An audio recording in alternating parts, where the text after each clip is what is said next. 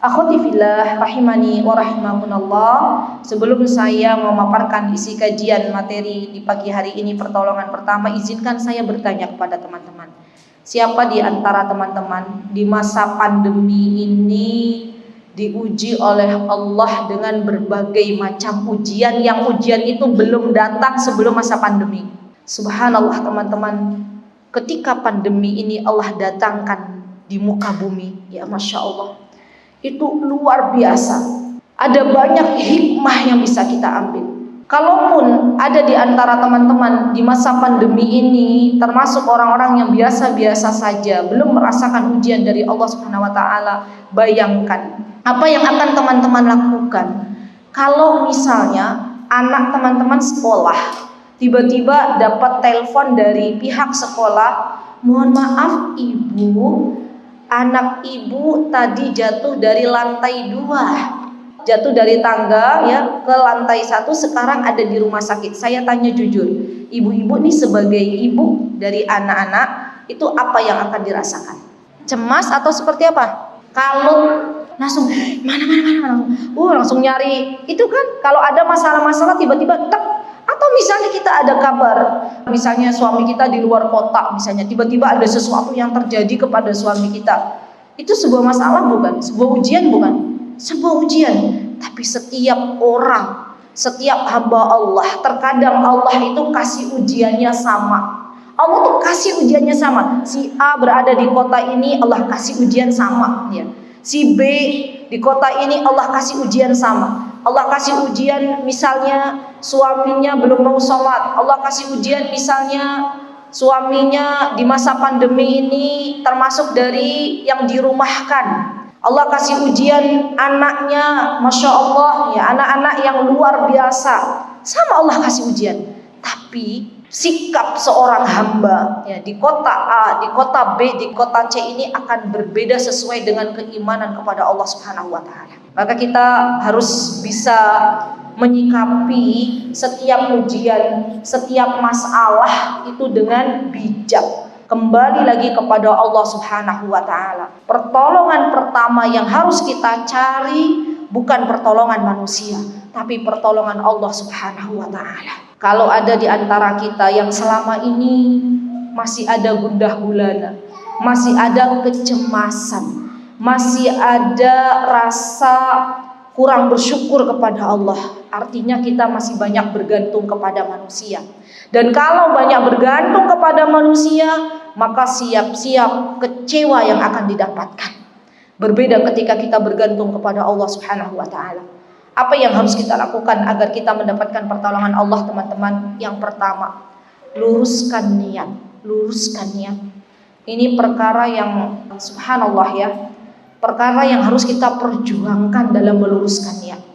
Sampai-sampai Rasulullah SAW itu mewanti-wanti, Allah itu zat yang maha mengetahui apa yang terselip di dalam hati kita.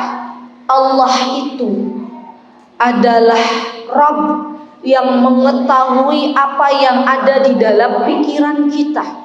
Ketika pikiran kita lurus, ketika hati kita lurus, mengerjakan sesuatu dari amal sholih karena Allah, maka Allah akan beri kemudahan, Allah akan kasih. Ketika kita beramal sholih, ketika kita ingin sesuatu meminta kepada Allah dan niat kita tidak lurus, maka Allah juga beri. Apa yang Rasulullah SAW katakan? Kata Rasulullah SAW, "Innamal a'malu binniyat wa innama likulli imri'in ma nawa." Lihat teman-teman, sesungguhnya semua amal soleh ini yang ada di dunia ini, yang kita kerjakan semuanya ini tergantung dari niat kita. Dan yang mengetahui niat itu adalah diri kita dan Allah. Jadi niat itu teman-teman termasuk dari amalan sirriyah, amalan yang dirahasiakan antara kita dan Allah. Misalnya kita punya niat di dalam hati kita, suami kita tahu nggak? Suami kita orang terdekat tahu nggak kalau kita nggak berbicara? "Mas Bojo, saya tuh mau niat." Loh, niatku ya dia mau ngomongin. Niatmu itu begini. Niat itu antara dia dengan Allah. Subhanallah teman-teman. Kata Rasulullah SAW, innamal a'malu binniyat wa innama likulli imri'in ma nawa. Dan semua itu tergantung niat. Faman kanat hijratuhu ila Allah wa rasulih fa hijratuhu ila Allah wa rasulih. Wa man kanat hijratuhu lid dunya yusibuha aw imra'atin yankihuha fa hijratuhu ila ma hajara ilaih. Kalau ada orang beramal salih, kalau ada orang dia hijrah, dia pengen berubah, tapi niatnya bukan karena Allah, niatnya pengen kepingan dunia, pengen duit, pengen uang. Jadi belum lama ini saya ngisi di Pekalongan, ya di Masjid Imam Asy-Syafi'i. Di antaranya temanya itu dekat dengan Al-Quran. Saya bilang, ibu-ibu, kalau misalnya nih ibu-ibu belajar tahsin tuh biasanya yang menjadi penghalang ibu-ibu gak berangkat tahsin karena hujan, cuaca hujan. Sekarang saya mau tanya, kalau misalnya sama nih tempat tahsin sama tempat COD-an tuh 3 kilo misalnya, ibu-ibu jualan, ada yang pesan 1 kodi baju seragam misalnya, ya ibu-ibu menjahit, pesan 1 kodi baju seragam misalnya, itu 3 kilo, ibu-ibunya nih bilang, pembelinya, saya mau ketemuan di tempat 3 kilo itu, kira-kira ibu-ibu datang nggak? Saya bilang, semuanya hampir menjawab serentak, datang. Apa penyebabnya? Kata mereka, cuan. Oh, sekarang keren lagi bahasanya, cuan. Maka kalau misalnya kita itu hijrah, beramal sholih, niatnya cuan, Allah kasih cuannya. Allah kasih cash di dunia. Subhanallah. Dan Allah tuh maha tahu, teman-teman. Allah tuh maha tahu apa yang kita niatkan. Maka subhanallah, saya pun ya yang berbicara di depan teman-teman ini sedang berjuang untuk meluruskan niat. Dan kita semuanya sedang berjuang meluruskan niat. Jangan sampai lelahnya kita di dunia dalam beramal saleh, perjuangan kita di dunia yang hanya sebentar ini ternyata tidak diterima oleh Allah Subhanahu wa taala gara-gara niat yang rusak. Gara-gara hanya ingin dipuji oleh orang-orang, dan pujian orang itu tidak akan bisa kita bawa mati. Mungkin sekarang Anda semuanya dapat pujian. Masya Allah, antum itu keren.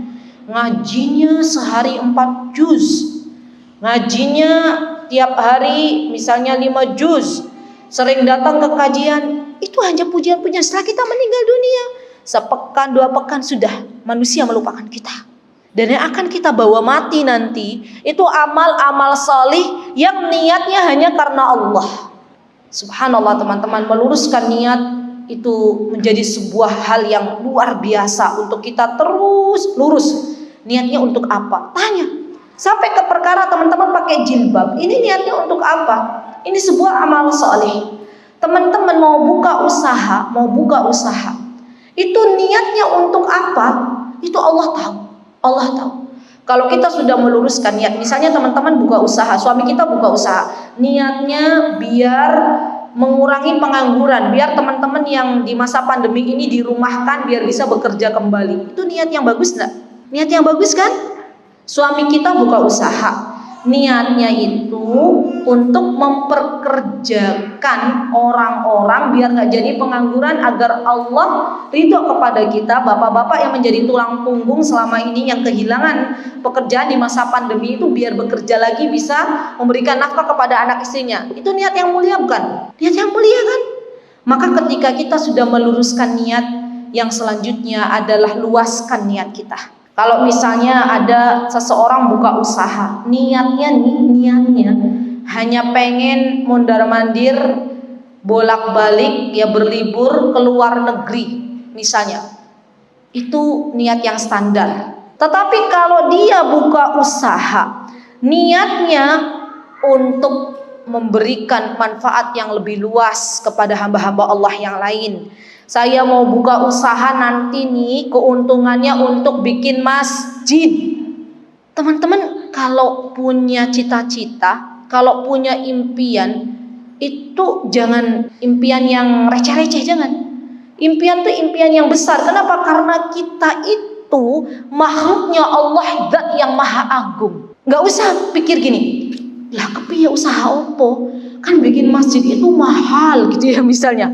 Lah kepiye, kan tanahnya belum ada. Kepiyenya itu gak usah dipikir, serahkan kepada Allah. Fokus lagi pertolongannya serahkan kepada Allah. Yang penting kita niat, ya Allah, suami saya mau buka usaha ini agar besok kalau kita dapat keuntungan, saya mau bikin panti asuhan, kami mau bikin masjid, kami mau mengumrahkan orang tua kami mau menghajikan orang tua kami. Luaskan niatnya teman-teman, luaskan. Kenapa saya katakan demikian? Karena nih ya, catat baik-baik. Kalau ada beginilah, kalau kita misalnya mau menghafal Al-Quran, biar apa? Biar nanti bisa nyetatus alhamdulillah telah wisuda 30 juz. Ada nggak yang punya niat begitu? Ada nggak? Ada. Ya kan ada ya Bu ya? Ada tuh ibu aja buka-buka ada ya Bu ya. Tapi nggak tahu siapanya, tapi ada. Alhamdulillah wisuda selesai 30 juz. Itu niat standar. Tapi kalau ada orang menghafal Quran, ya Allah saya tuh pengen menghafal Quran agar Engkau tuh ridho. Besok pas di akhirat itu saya tuh pengen Engkau berbicara kepada hamba, bacalah Al-Quran ya yang kamu hafal selama ini dengan tartil. Kemudian hamba tuh baca gitu ya. Dan nanti ya Allah saya tuh mau ngajak saudara-saudara, ngajak orang tua untuk masuk surga, saya gandeng tangan mereka. Saya besok kalau hafal Quran 30 juz itu mau buka rumah tahfidz biar lebih bermanfaat. Tuh yang dimaksud dengan meluaskan niat. Jadi bukan cuman mikirin kitanya, bukan, tapi lebih ke manfaat untuk orang lain. Maka Allah akan tolong. Allah akan beri pertolongan teman-teman. Jadi sekarang nih teman-teman punya apa? Cita-cita untuk akhirat ya, mau bangun masjid, mau bangun rumah tahfidz, mau bangun panti asuhan. Saya penasaran teman-teman di sini pengennya apa toh yo? Maunya apa? Yang jomblo pengen nikah. Ya itu sebuah cita-cita. Nikahnya mau sama siapa? Ditulis mau sama siapa. Ya Allah saya tuh mau nikah dengan orang solih. Kapan? 2 tahun lagi. Kenapa? Bukan standar, bukan cuman nanti walimah terus nanti nyebar di grup alumni ya. Alhamdulillah ini undangan gitu. Bukan cuman itu, tapi luaskan niat. Untuk apa? Agar bisa memiliki keturunan yang salih dan salihah. Dan keturunannya itu nanti kelak bermanfaat untuk umat. Gitu loh. Jadi luaskan niat. Kita pengen nikah itu tujuannya untuk ibadah, tapi ibadahnya lebih luas biar bermanfaat untuk umat. Ya Masya Allah. Kemudian langkah yang selanjutnya teman-teman adalah ikhtiar. Karena ini yang diajarkan di dalam Islam. Jadi kalau kita punya masalah, kita punya keinginan, Allah tuh akan kasih kita solusi. Di antaranya kita ikhtiar, kita usaha. Jadi bukan hanya diem aja di rumah, enggak. Bukan hanya kita tuh berdoa dan berdoa itu bagus. Tapi Allah tuh pengen kita itu ada action, ada ikhtiar. Dan itu akidah Ahlussunnah wal Jamaah. Rasulullah SAW pernah menegur seorang laki-laki yang dia hidup ya hanya berzikir dan berzikir di masjid ya tanpa dia mencari karunia Allah yang ada di dunia ini. Ini boleh untuk ikhtiar, boleh untuk action. Subhanallah teman-teman, ketika kita tuh punya niat baik, ya Allah, saya mau belajar tahsin, ya Allah saya tuh mau membenarkan lisan saya biar tahsinnya bagus, biar bacaannya makharijnya bagus. Teman-teman punya niat itu, Allah akan kasih petunjuk. Biasanya tiba-tiba di WA ada broadcast, siapa yang mau ikut tahsin dengan syekho ini. Biasanya ada tuh petunjuk. Ada kan biasanya petunjuk. Subhanallah itu petunjuk dari Allah. Sekarang kita mau action enggak? Kita mau enggak menghubungi? Kita mau enggak ikut link Zoom-nya itu? Itu adalah ikhtiar kita. Kata Allah sudah kasih petunjuk. Ini loh petunjuk aku berikan di broadcast gitu kan. Kadang kan begitu.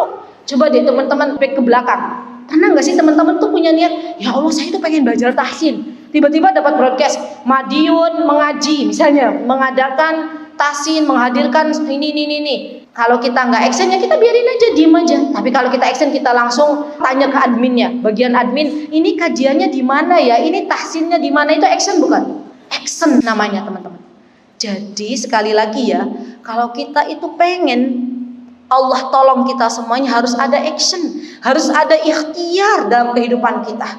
Dan ikhtiar itu teman-teman semuanya bukan dilihat langsung dari seberapa cepat hasilnya. Karena Allah Subhanahu wa taala menegaskan man 'amila shalihan min dzakarin aw unsa falanuhyiyannahu hayatan thayyibah. Kata Allah, barang siapa yang beramal saleh. Artinya Allah tuh ingin kita itu beramal saleh, action. Dari kalangan laki-laki dan dari kalangan perempuan yang mana dia beriman kepada Allah, maka Allah akan berikan kepadanya kehidupan yang baik. Subhanallah. Jadi tulis teman-teman, action. Baik, kemudian selanjutnya, pertolongan pertama ketika kita ingin mendapatkan pertolongan Allah di dalam semua masalah kehidupan kita, teman-teman, jadilah hamba Allah yang bertakwa. Ini penting banget ini. Jadilah hamba Allah yang bertakwa. Bagaimana menjadi hamba Allah yang bertakwa? Menjadi hamba Allah yang bertakwa itu, kalau ada perintah Allah dan Rasulnya, baik dari Al-Quran dan hadis, maka kita bersegera untuk lari. Jadi dalam Islam itu bahasanya yang Allah jelaskan di dalam Al-Quran itu fastabiqul khairat. Cepet. Kalau untuk urusan takwa, takwa itu apa sih? Ada yang tahu takwa itu apa? Takwa itu menjalankan perintah Allah, ya kan, masih ingat enggak? Menjalankan perintah Allah dengan ilmu, ya kan? Mengharapkan apa yang ada di sisi Allah dan menjauhi larangan-larangan Allah dengan ilmu. Larangan-larangan Allah apa kita jauhi dan kita takut akan azab Allah Subhanahu wa taala. Ini takwa. Orang yang ingin diberikan solusi dari masalah-masalah dalam kehidupannya, maka dia harus menjadi orang yang bertakwa. Bersegera untuk beramal saleh, bersegera untuk menjadi hamba Allah yang taat. Tidak usah mikir berapa kalinya. Kalau memang itu Allah dan Rasulnya yang menyuruh, maka kita bersegera. Orang-orang yang bersegera dengan kebaikan, orang-orang yang bersegera ketika dia salat, maka Allah akan segerakan, akan mudahkan semua urusan hidupnya. Apa kata Allah Subhanahu wa taala? Apa janji Allah Subhanahu wa taala? Wa may yattaqillaha yaj'al lahu makhraja. Allah menyalahi janjinya buatan teman-teman? Enggak. Allah pasti menepati janji. Ya, kalau teman-teman hari ini nih, ada yang pengen punya anak belum dikasih momongan oleh Allah, ada yang pengen nikah belum dikasih pasangan oleh Allah, ada pengen menghafal Al-Quran masih belum dapat jalannya. Coba jadi hamba Allah yang bertakwa. Perbaiki hubungan kita dengan Allah, wes bahasanya gitu. Perbaiki hubungan kita dengan Allah. Kalau kita sudah memperbaiki hubungan kita dengan Allah, maka Allah tuh akan memberikan solusi-solusi dari semua masalah yang ada di dunia ini. Dan Allah Subhanahu wa taala telah menjelaskan di dalam Al-Qur'anul Karim, teman-teman. Kalau kita punya masalah, apa kata Allah Subhanahu wa taala? Wasta'inu bis-sabri was-shalah. Wasta'inu bis-sabri was-shalah. Minta tolong kepada Allah dengan sabar dan sholat. Kuncinya berapa, Bu? 2, sabar dan sholat. Kalau kita ada masalah, langsung kita cemas, langsung kita curhat. Curhatnya bukan kepada Allah, itu berarti salah alamat. Pernah kejadian ya yang dialami oleh Ibnu Abbas, Abdullah Ibnu Abbas, ketika beliau mengendarai sebuah tunggangan. Kemudian di tengah perjalanan ada yang mengabarkan kepada beliau bahwasanya keluarga dekat beliau meninggal dunia. Apa yang dilakukan oleh Ibnu Abbas? Yang dilakukan oleh Ibnu Abbas, oleh Abdullah bin Abbas, menepi, Bu. Salat 2 rakaat, berdoa kepada Allah. Panjang doanya. Ibu-ibu kalau punya anak, anaknya tuh menurut ibu-ibu nih ya, bukan menurut saya, menurut ibu-ibu. Kan ketika saya mengisi parenting Senin dan Kamis tuh kadang ada pertanyaan nih. Nah, di antara pertanyaan ibu-ibu tuh rata-rata itu pertanyaan klasik ya. Ustazah, bagaimana ya mengurus atau bagaimana ya menghadapi anak yang nakal banget misalnya. Sajane bukan anak yang nakal, Bu, bukan. Tapi kitanya yang kurang perhatian kepada mereka. Dan kalaupun kita sudah perhatian ternyata anaknya masih belum salih, berarti ini ujian dari Allah Subhanahu wa taala. Nah, kalau kita menemui anak-anak yang demikian, apa yang bisa kita lakukan? Yang bisa kita lakukan adalah perbanyak sholat kita. Perbanyak sholat kita. Perpanjang sholat kita. Perpanjang sujud kita. Subhanallah, teman-teman. Kalau bisa nih ya, teman-teman, nangis itu di hadapan Allah seperti kita kalau minta sesuatu ke suami nggak dikasih-kasih. Ada nggak istri di sini yang nggak dikasih sama suami nangis? Ya Allah, Pak, ada nggak yang begitu? Atau bukan kita deh, kita malu masa ya nangis-nangis ke suami. Anak kita kalau minta sesuatu ke kita nggak dikasih-kasih, ngerengek nggak? Ngerengek sampai nangis kan? Nah begitu, kita itu kalau kita sedang minta kepada Allah, buang kesombongan dalam diri kita, buang, jauh-jauh buang. Katakan bahwasanya ya Allah, saya itu butuh pertolongan Engkau. Ya Allah, saya nggak tahu harus bagaimana, apa yang harus saya lakukan, saya nggak tahu. Pokoknya saya menyerahkan masalah ini kepada Engkau. Ufawwidu hadzal amr ilaik. Ya, bahasa Arabnya itu. Ya Allah, saya serahkan masalah ini yang rumitnya luar biasa ini kepadamu. Subhanallah, kalau kita sudah menyerahkan masalah kita kepada Allah, maka Allah akan ringankan. Yakin. Allah akan ringankan, teman-teman. Dan jauhi maksiat-maksiat. Karena maksiat itu yang akan menjadikan masalah itu rumit. Maksiat yang akan menjadikan pertolongan Allah itu nggak turun. Ya. Jadi apa yang bisa kita lakukan? Banyak-banyak beristighfar, banyak-banyak bertaubat kepada Allah Subhanahu Wa Taala, mengakui kesalahan-kesalahan kita, berpasrah diri kepada Allah. Ya Allah, akui kesalahan kita. Ya Allah, mungkin kemarin saya pada waktu usaha masih bermain riba, ya saya dan suami masih bermain riba. Ya Allah, mungkin kemarin saya masih menggunakan waktu tidak baik, ya banyak megang HP, banyak menggunakan waktu di dunia maya. Itu kan subhanallah ya, kalau menggunakan HP-nya untuk sekedar nonton ini dan itu kan bermaksiat juga kepada Allah. Maka benar-benar kita itu jujur kepada Allah. Karena kadang ada orang tuh teman-teman dari hamba Allah yang dia melakukan dosa, melakukan maksiat kepada Allah, tapi nggak merasa melakukan dosa, tapi nggak merasa melakukan maksiat kepada Allah, tenang-tenang saja.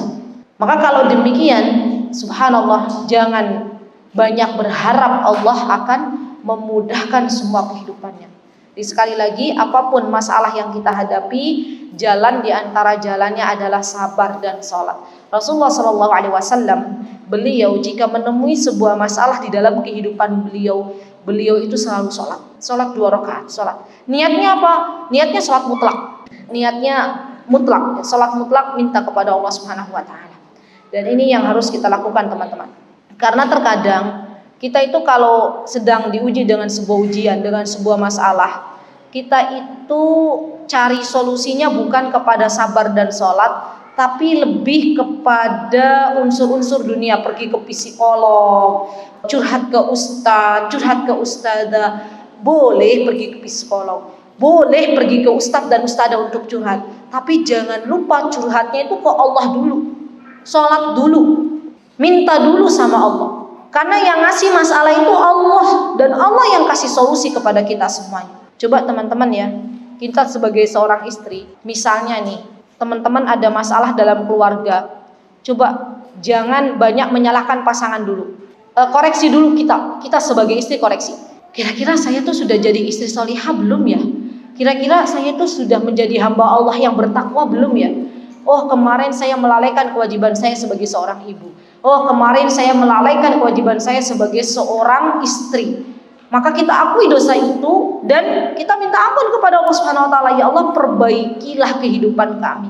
Ya Allah, berikanlah solusi dari segala apa yang telah Engkau uji kepada kami. Ada orang punya hutang, ya. Untuk bayar hutang rasanya abot, minta sama Allah, minta sama Allah. Niat, ya Allah, saya pengen cepet lunas hutangnya, biar bisa tenang hidupnya. Dan kalau Allah sudah kasih jalan, jangan sampai kita kekepin itu uang untuk yang harusnya bayar hutang, kita langsung lunasi. Allah Maha tahu. Kalau kita punya niat demikian, Allah kasih jalan, teman-teman. Kemudian yang selanjutnya yang harus kita lakukan, ya, ketika kita menghadapi sebuah masalah, berbaik sangkalah kepada Allah. Ini penting banget, husnudzon kepada Allah. Jangan sekali-kali kita itu bersuudzon kepada Allah. Jangan sekali-kali kita itu mencela keadaan. Ya Allah, kenapa sih Engkau turunkan pandemi? Tuh kan jadi begini, tuh kan jadi begitu. Itu tuh berarti sudah suudzon kepada Allah. Padahal tidaklah Allah mentakdirkan sesuatu kepada kita. Kalau kita dijembrengkan hikmahnya, kita tuh akan mengatakan begini, oh iya ya, ternyata itu tuh baik untuk keluarga kami. Oh iya ya, kenapa Allah tuh belum kasih, misalnya ada yang mau minta momongan belum dikasih. Oh iya ya, ternyata Kemarin saya tuh belum hamil karena memang Allah mau menyiapkan saya menjadi ibu solihah dulu. Saya tuh harus belajar dulu ilmu-ilmu pengasuhan ala Nabi. Coba deh, kalau kita itu senantiasa berhusnudzon pada Allah, teman-teman, hidup kita itu tenang, tidak ada menyalahkan Allah Subhanahu wa Ta'ala. Jadi balik lagi bahwasanya berbaik sangka kepada Allah Subhanahu wa Ta'ala itu adalah perkara yang harus kita lakukan di dalam kehidupan dunia yang sebentar ini. Orang-orang yang baik sangka selalu mengedepankan husnudzon baik kepada Allah maupun kepada sesama hamba Allah, maka Allah akan beri ketenangan jiwa. Subhanallah. Beda orang-orang yang kerjaannya suudzon terus. Misalnya suudzon kepada temannya datang lagi ada masalah di rumahnya, datang ke rumah kita dalam keadaan cemberut, kita suudzon, ih gak enak banget sih mukanya kok cemberut gitu, padahal saya gak punya salah apa-apa misalnya, itu suudzon kan? Akhirnya kita gak mau berbuat baik ke dia. Coba kalau bawaannya tuh husnudzon, oh mungkin dia capek di rumah, oh mungkin begini, oh mungkin begini, kasih udzur untuk saudara kita, maka kita akan tenang. Begitu pula ketika kita berbaik sangka kepada Allah. Innallaha inda dzanni 'abdi, kata Allah, akan aku berikan sesuai dengan prasangka hambaku. Aku itu sesuai dengan prasangka hambaku. Kalau hambanya Allah berburuk sangka kepada Allah, bersuudzon kepada Allah, maka Allah akan beri. Kalau hambanya Allah kita ini berhusnudzon kepada Allah, berbaik sangka kepada Allah, Allah akan beri sesuai dengan prasangka kita kepada Allah. Jadi mulai hari ini teman-teman tetap berbaik sangka kepada Allah Subhanahu wa Ta'ala. Jangan pernah kita bersuudzon kepada Allah Subhanahu wa Ta'ala, karena Allah yang Maha tahu apa yang Allah berikan kepada kita yang terbaik. Catat, karena ini ilmunya tuh bukan cuma teori ya, tapi nanti diaplikasikan dalam kehidupan sehari-hari. Terus dibaca-baca, kalau bisa ini ya teman-teman, ditulis di tempat yang besar, tempel. Jadi kalau ada masalah apa gitu, kita lihat lagi, oh iya ya runutannya begini, runutannya luruskan niat. Kalau misalnya anaknya itu kayak tadi ya, pendidikan anaknya tuh belum menjadi anak yang nurut, mungkin saya salah niat dalam mendidik, luruskan niat. Oh ternyata ikhtiarnya kurang, oh ternyata ini terus tulis. Kalau sudah ditulis, kita itu nanti akan lebih mudah untuk menyikapi masalah-masalah atau ujian-ujian yang Allah Subhanahu wa Ta'ala berikan. Kemudian di antara yang bisa kita lakukan adalah berdoa. Doa ini adalah senjata utamanya kita sebagai seorang muslim, sebagai seorang muslimah.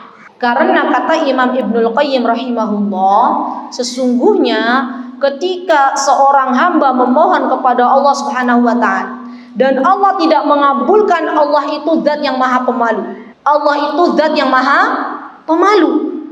Maka Allah itu ketika misalnya kita berdoa kepada Allah, bukan Allah belum ijabah doa kita, bukan, tapi Allah ingin kebaikan untuk kita. Doa yang senantiasa kita mohon kepada Allah itu teman-teman, Allah akan beri 3 pilihan. Pilihan yang pertama, Allah ijabah doa kita di dunia ya, dan teman-teman berdoa, Allah ijabah doa teman-teman. Ada nggak? Ada. Saya tuh masih ingat loh dulu waktu sebelum nikah itu doa saya kepada Allah. Ya Allah, berikan saya itu, kan saya dari kampung. Dulu di kampung saya itu teman-teman, tetangga-tetangga itu banyak yang rokok, dan saya tuh kadang kalau ada yang rokok tuh mohon maaf kurang nyaman kalau ada di samping-samping. Saya tuh dulu doanya doa saya, ya Allah, saya pengen Engkau berikan pasangan hidup hamba yang sholih, yang gak ngerokok, masih ingat betul, dan yang gak pakai celana jin. Itu doa saya, karena celananya manusia masih banyak. Dan Masya Allah Tabarakar Rahman, Allah kasih persis dengan doa saya. Suami saya gak ngerokok, suami saya sampai detik ini juga Ummu Faruqi gak punya celana jin. Alhamdulillah ya, celananya celana manusia. Dan alhamdulillah, Masya Allah Tabarakallah, Masya Allah Tabarakar Rahman, Allah beri itu suami yang Masya Allah Tabarakallah ya, Masya Allah. Jadi teman-teman sekali lagi ya, kita itu ketika berdoa, yakinlah doa kita akan diijabah. Kalau Allah belum ijabah doa kita di dunia, Allah tuh maha tahu. Allah maha tahu. Nanti kata Allah, aku ijabah doamu, pasti nih aku ijabah doamu nanti di akhirat. Mungkin ada teman-teman tuh minta keturunan kepada Allah, sudah banyak berdoa, sudah ikhtiar bayi tabung, tapi Allah belum kasih. Allah belum kasih. Di dunia Allah kasih nanti di akhirat. Tenang, ya, kabar gembira. Allah tahu nanti kalau kata Allah, kalau saya ijabah doamu di dunia ini, anak akan menjadi fitnah bagi kalian berdua. Allah tahu itu dan Allah simpankan anaknya di akhirat. Dan Allah ijabah doanya si fulanah ini. Ya, Masya Allah. Itu saya tuh sedih ya teman-teman kalau misalnya ada pasangan ya sudah nikah terus datang ke saya, mohon doanya kami tuh udah menikah belasan tahun tapi belum dikarunia anak. Kayak bener-bener berharap anak itu hadir di dalam kehidupannya gitu loh. Pernah nggak sih teman-teman dicurhatin pasangan-pasangan hidup yang belum punya anak? Zaman sekarang banyak loh. Dan itu tuh kayak bener-bener berharap banget ya. Maka kita yang sekarang punya anak, kita bersyukur kepada Allah Subhanahu wa taala. Nah, itu diantara doa ya, nanti di akhirat Allah simpankan doa itu untuk kita. Yang ketiga, kalau kita berdoa, kata Imam Ibnul Qayyim, kalau kita berdoa belum diijabah oleh Allah, ya tadi kedua disimpankan oleh Allah di akhirat, nanti akan Allah ijabah. Yang ketiga, kita itu dijauhkan dari berbagai macam musibah dunia. Contoh diantaranya ada, kemarin saya dengar ketika erupsi Semeru. Ketika erupsi itu kan ada kan beberapa rumah yang Allah jaga kan. Nah, itu berarti dijauhkan Allah dari musibah. Ada ibu bapak, suami istri yang Allah beri petunjuk pas waktu erupsi Semeru. Allah kasih kesempatan sembunyi di lemari. Di lemarinya pengap berdua hidup. Masya Allah. Itu pertolongan dari Allah enggak? Dijauhkan dari musibah. Itu tuh doa-doa yang ia lantunkan kepada Allah, yang ia mohon benar-benar kepada Allah, minta kepada Allah. Allah tuh kasih itu. Ya Allah, benar-benar ngeri ya kalau misalnya kita tuh bersyukur kepada Allah. Teman-teman nih misalnya ya, teman-teman nih sekarang minta apa sih? Teman-teman tuh minta apa? Saya tuh penasaran sama orang Madiun. Anak yang solih, harta yang berkah. Misalnya ibu tuh minta sama Allah kendaraan.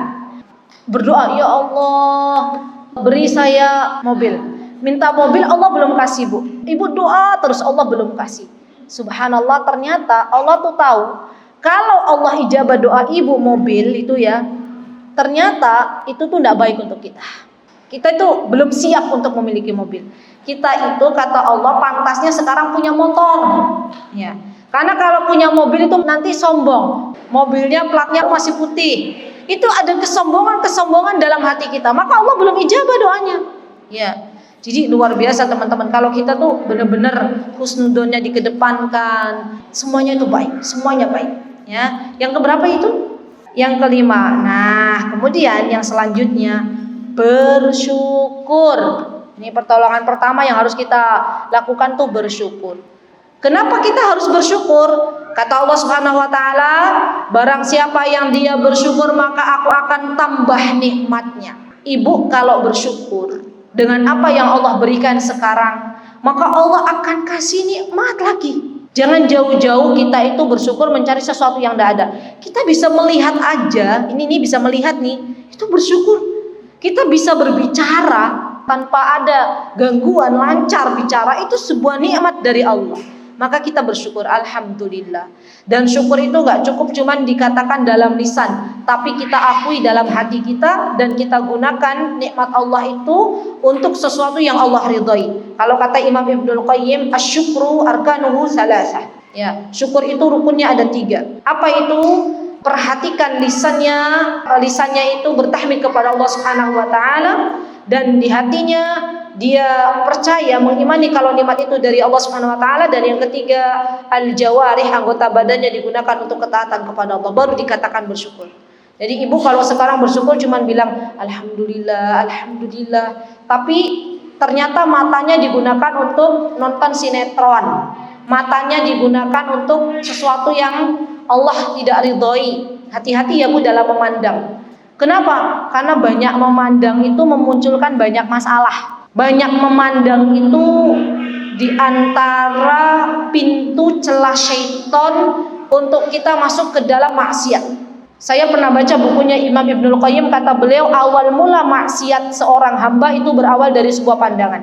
Contoh nih bu, ibu selama ini mandang suami tok. Maka menurut ibu yang paling ganteng di dunia ini laki-laki siapa bu? Suami. Tiba-tiba ada suaminya orang kita plototin, kita pandengin, gak godul basar. Ternyata suaminya orang itu lebih ganteng. Kira-kira jadi berubah gak? Wah ternyata suamiku tuh kok jelek yo dibanding suaminya si fulanah gitu ya. Akhirnya ya Allah kok ya begini ya. Akhirnya kan nggak bersyukur. Akhirnya bermaksiat kepada Allah. Maka banyak sekarang itu ibu-ibu hati-hati ya, lihat kondisi kita itu, lihat. Sampai kepada misalnya ibu-ibu begini. Mohon maaf ya, ada loh di antara wanita itu yang memang Allah uji dengan harta. Ada di antara wanita itu yang Allah uji dengan anak-anak. Ada di antara kita para wanita itu yang Allah uji dengan syahwat. Jadi saya pernah dicurhatin oleh seorang akhwat. Dia tuh kalau melihat kajian ustadz, kajian loh bu, kajian di sebuah televisi atau di sebuah media, itu bukan nasihat ustadz yang masuk, tapi membayangkan ustadz itu ganteng. Jadi ya Allah, ini ujian banget ini seorang wanita begini. Terus dia curhat, terus bagaimana? Ya wis, kalau caranya gitu ya ditutupin. Kalau kamu nontonnya dari YouTube ya cari MP3 ya kok ditutupin tuh wajah ustadznya. Loh karena memang ujiannya begitu. Katanya saya tuh sudah berusaha loh dengerin ustadz ngomong apa, tapi yang ada loh kok jenggotnya kontak gitu ya. Loh kok alisnya ape gitu ya. Loh kok matanya kok bagus, kacamatanya gitu lah. Masya Allah, ini ujian. Maka jauhi perkara-perkara, jauhi. Ambil yang MP3-nya aja. Kita kan niatnya untuk nasihat-nasihatnya biar masuk, ya kan betul? Nah, kalau bisa juga kalau ibu-ibu yang memang ujiannya seperti ini, ujiannya adalah laki-laki, jauhi berikhtilat dengan kaum laki-laki kalau tidak ada keperluan yang sangat mendesak. Karena ini ujian. Dan memang ada wanita-wanita yang Allah ciptakan ujiannya seperti ini. Begitu pula dengan laki-laki. Ada laki-laki yang seperti itu. Laki-laki itu banyak, ada yang diuji dengan harta, ada yang diuji dengan wanita, ya kan? Dan paling besar ujian laki-laki itu adalah wanita. Ya, terakhir berbagi. Kalau kita sudah bersyukur, Allah akan kasih kita kesempatan untuk berbagi. Urusi banyak orang. Kalau kita ini selalu nolong orang, teman-teman, dalam kehidupan kita, janji Allah itu pasti benar. Pertolongan Allah itu akan datang ketika kita itu banyak menolong hamba-hamba Allah. Jadi selagi kita banyak menolong hamba Allah, maka semakin dekat pertolongan Allah kepada kita. Dan yakinlah teman-teman, kalau kita banyak menolong hamba Allah, bukan hanya cintanya Allah yang kita dapatkan, tapi sesama manusia juga mencintai kita. Coba teman-teman, saya mau tanya, antum nih dikasih teman sama Allah, yang satu temennya cuek bebek, cuek banget, kita punya masalah apa-apa nggak pernah ditolong, ya.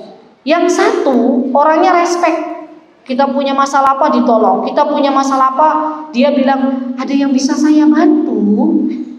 Kira-kira teman-teman lebih nyaman ke A atau ke B temenannya? B. Lebih mencintai mana, A atau B? B. Allah kira-kira cinta mana, A atau B? B. Jadi kuncinya kalau kita banyak nolong manusia, kalau kita banyak berbuat baik kepada manusia, maka cintanya Allah itu akan turun. Pertolongan Allah itu akan turun dan kita akan ditolong oleh Allah Subhanahu wa taala. Kalau kita pengen dibalas oleh Allah Subhanahu wa taala dengan berbagai macam pertolongan, maka kita banyak menolong manusia. Dan kebaikan yang sesungguhnya kita lakukan untuk orang lain itu akan kembali kepada diri kita masing-masing. Jadi jangan pernah berhenti untuk berbagi, jangan pernah berhenti untuk berbuat baik, karena sesungguhnya Allah mencintai orang-orang yang berbagi. Innallaha yuhibbul muhsinin. Apa yang kita bisa bagi? Apakah hanya membagi harta? Tidak. Kalau kita punya waktu yang bisa kita bagi, bagi waktu kita. Kalau kita punya ilmu, bagi ilmu kita. Kalau kita bisa baca Al-Quran, bagi waktu kita untuk mengajari Al-Quran. Kalau kita punya keahlian, kita bisa menjahit, kita bisa menyulam misalnya, kita bisa memasak, bagi ilmunya kepada kawan-kawan yang lain. Dan Allah yang akan beri tambahan nikmat. Saya punya kisah dan subhanallah, mudah-mudahan ini kisah ini menjadi motivasi untuk kita semuanya.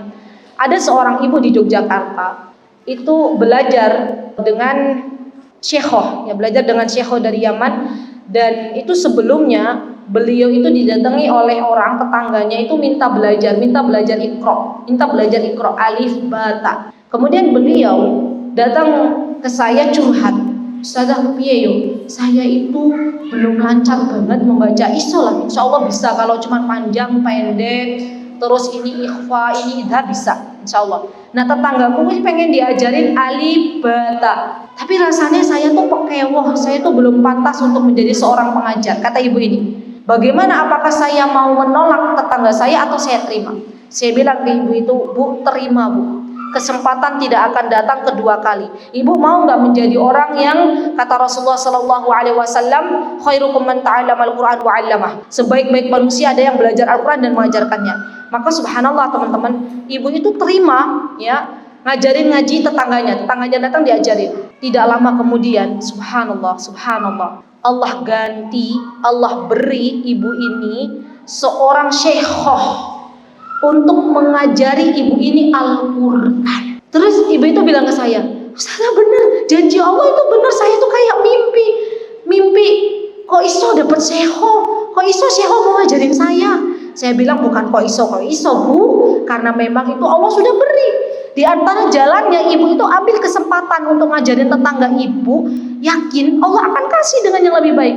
Jadi kalau teman-teman pengen Allah kasih guru-guru yang terbaik ya dari hamba-hamba Allah, berbagilah. Kalau Allah pengen kasih teman-teman harta yang barokah, harta yang baik, berbagilah, Allah akan tambah. Kalau teman-teman pengen waktunya teman-teman itu barakah, berbagilah waktu teman-teman untuk dakwah. Ini yang bisa kita lakukan di dalam kehidupan dunia yang sebentar ini. Dan kita berdoa kepada Allah Subhanahu wa taala, senantiasa berdoa kepada Allah, apapun masalah yang ada, apapun musibah, ujian yang Allah berikan kepada kita, itu akan ringan kalau semuanya kita serahkan kepada Allah Subhanahu wa taala. Itu yang bisa saya sampaikan. Jika ada yang benar datangnya dari Allah Subhanahu wa taala, dan apabila ada kesalahan datangnya dari saya pribadi, saya mohon maaf. Aqulu qouli hadza wa astaghfirullah li wa lakum wa akhiru da'wana alhamdulillahi rabbil alamin. Wassalamualaikum warahmatullahi wabarakatuh.